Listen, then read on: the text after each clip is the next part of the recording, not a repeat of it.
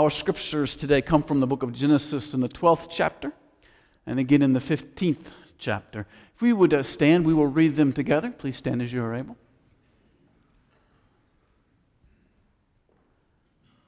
Now the Lord said to Abram, "Go from your country and your kindred and your father's house to the land that I will show you, and I will make of you a great nation. I will bless you and make your name great, so that you will be a blessing." After these things, the word of the Lord came to Abram in a vision. "Fear not, Abram, I am your shield. Your reward shall be very great." This is the word of the Lord for the people of God. Thanks be to God. You may be seated. We thank you, O Lord, for your word, for how it has changed us, how it will change us, and for how it changes us on this very day. It is my prayer, O Lord, that you would move me fully out of the picture, that you might be seen, that your word might be heard, that your glory might be known. In Jesus' name I pray. Amen. Today we look at the story of Abraham. In our text for today, he's called Abram. It's his other name. I will probably talk of him as Abraham. That's how I learned, and that's probably what I'll do. Next week, we will be talking about Joseph, and I would encourage you next week to begin your E100 reading. We're on reading number 11. If you want to start right there, if you haven't started already, go and do that. Start with number 11.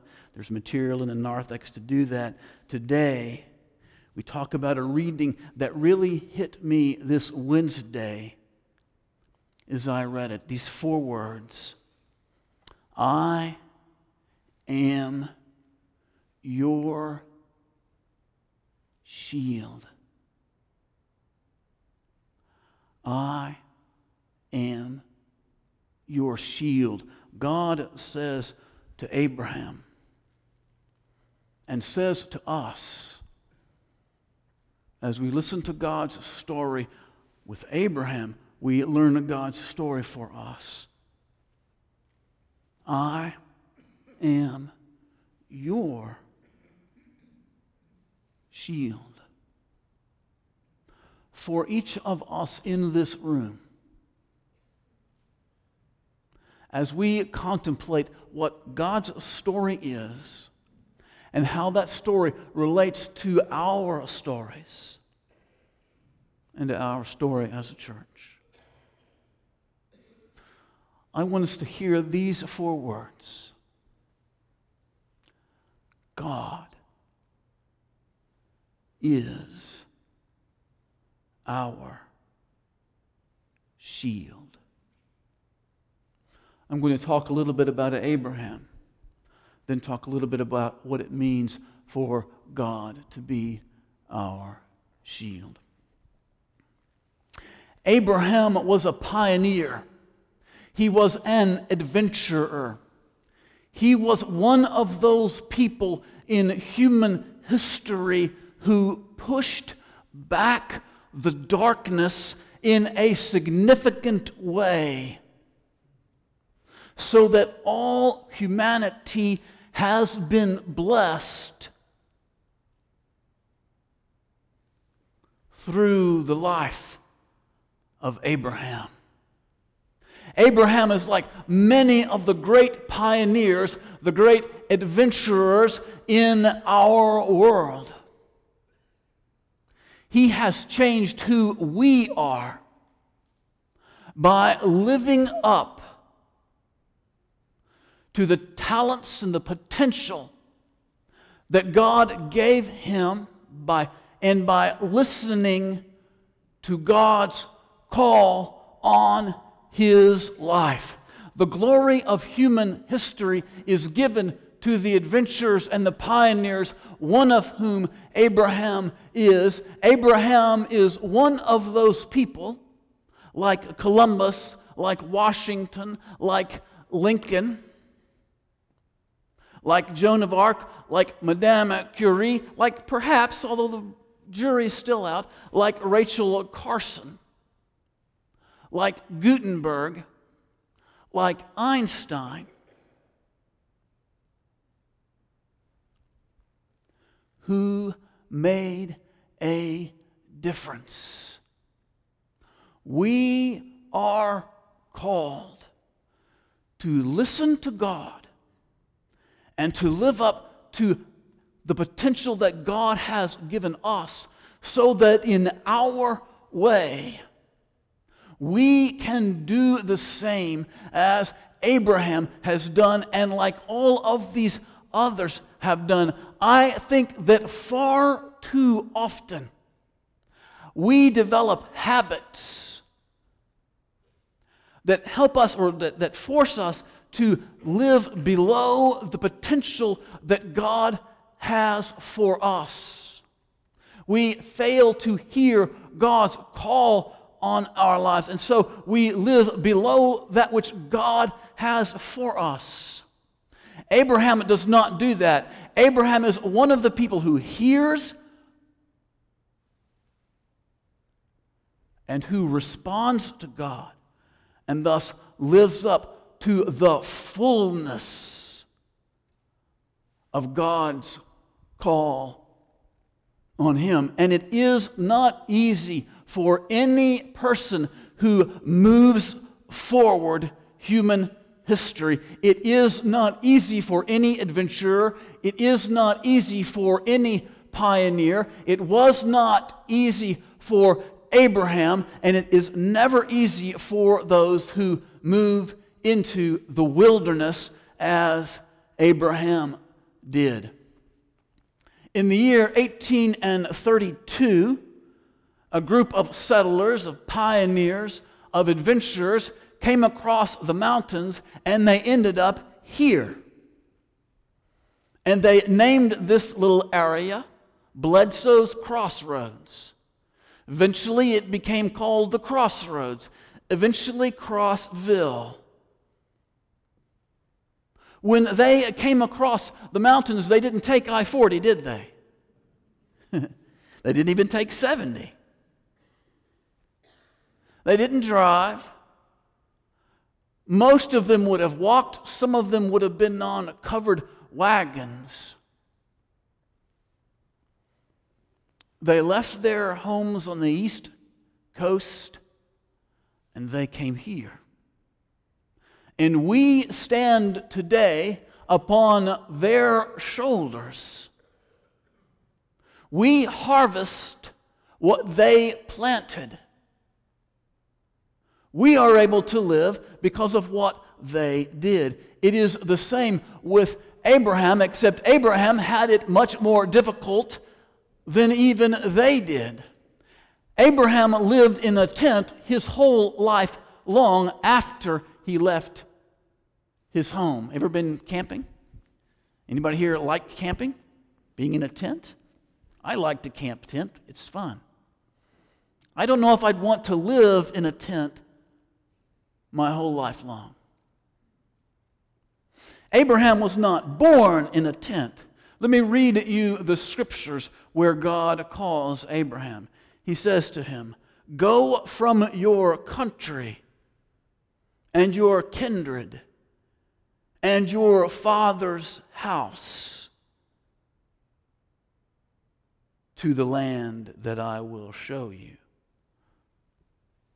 Abraham was raised in Mesopotamia, the cradle of civilization, and God called him from his country into the wilderness. God called him from his kindred, away from his family, and God called him from his father's house. And Abraham responded to the call and left.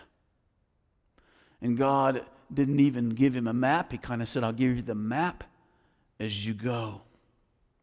The greatness of the pioneer, the greatness of the adventurer, the greatness of anyone who is going to live up to God's promise in their life, to God's call on their life, is that they face the uncertain, they face the dangers, they face the risks.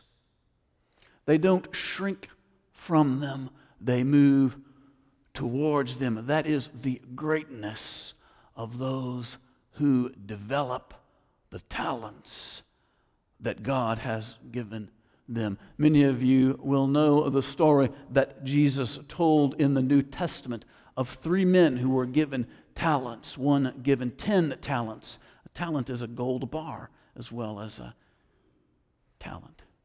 One was given 10 talents, one 5, and one 2. The one who had 10 invested and did well and made 10 more. The one who had 5 invested and did well and made 5 more. The one who had 2 took what he had and he buried it in the ground, and he did nothing with it. Our call as a people of God is to use that which God has given us, to use the equipment God has already given us, and to listen for God's call in terms of how to use the talents God has given us. We listen to God and we live up to how God has already strengthened us. And this is what Abraham does. He listens, he responds, and he begins to live up to his potential. And as he does so, he moves into the wilderness, and people begin to be attracted to him, and he builds a larger and larger retinue, and things are going well. He's still just a shepherd, still kind of building up his business, but things are going pretty well. And one of those persons that gets attracted to him is his nephew Lot. And Lot, he doesn't live right with him, but they're connected. And Lot gets caught up in an internecine battle between a group that are called the 5 kings. They're more like tribal warlords. That's how I would have translated it. Lot gets caught in this battle. He doesn't fight the battle, but in the mop-up operations, he gets mopped up. And Abraham has to decide what to do. Is he going to save Lot, or is he going to let him go? Clearly, the safe thing would be to let him go. It would be sad. But Abraham moves forward in the building of the nation. He moves forward and he goes to save Lot and his family, and he's able to do that, able to return them. And after that battle or that rescue mission, Abraham is scared to death. Because up until now, he's been one little pioneer out in the middle of this wild area trying to scrape by, make ends meet, and things are going well, but people haven't really noticed him. Now they're going to notice. Now they're going to notice. And so Abraham, after this battle, he's all torn up, and God comes to him in a vision and says, "Fear not, I am your shield. You will be greatly blessed." Let's talk about those 3 things. Fear not. Ever been in a battle? Ever had difficult times come your way? Ever get a little further than you thought you should get? God says to us, in the midst of our battles, in the midst of our difficulties, especially in the midst of our times of obedience to Him, when we are stretched a little further than we think we should be stretched, God says to us, "Fear not, I am your shield." Now, God doesn't say, "I am your wall and I will be around you forever, and no matter what you do, I'll take care of you." God says, "I am your shield." Now, there's a lot of things that you can do with a shield in a battle. Principally, it's for defense. You can use it for some offensive things as well, but principally, it's for defense. And one of the interesting things about a shield is that at a certain point in time, you're going to set that shield down, aren't you? Why would you set a shield down? Well, maybe you're tired. Sometimes people set their shields down because they're going to run away. Let's talk about those two things. I have seen that from time to time, when people decide that they want to embrace evil, when they want to run to darkness, what they know they have to do, or they feel they have to do, is drop the shield that is the Lord, because they know they're going to embrace something that they should not. Sometimes we put down our shield because we have decided to run to evil. But more often, and perhaps more difficult, we set down the shield because we haven't felt the call of battle. We're always kind of hiding behind a wall. We're always sitting on the couch watching television when God has called us to move. It's not that there's never a time to rest. There are. But God doesn't say, "I am your shield," so that you can take me and hang me up on the wall and I'll look pretty. That's not what a shield is for. God has promised to be our shield so that we can be the pioneers, so that we can be the adventurers, so that we can be those who go into battle and move back the darkness. God has called each and every one of us to live up to our full potential, and by living up to our full potential, just like the greats like Einstein and Gutenberg and Madame Curie, just like those greats who lived up to their potential, God has called us to live up to our potential, principally and primarily by listening to God's call and then responding, going into the wilderness, going boldly where no man had. God has called each of us, and I say this with the utmost sincerity, to become a better version of ourselves than we otherwise would be, to become a Superman, Superwoman. God's call on your life is not to sit around and wait for things to happen,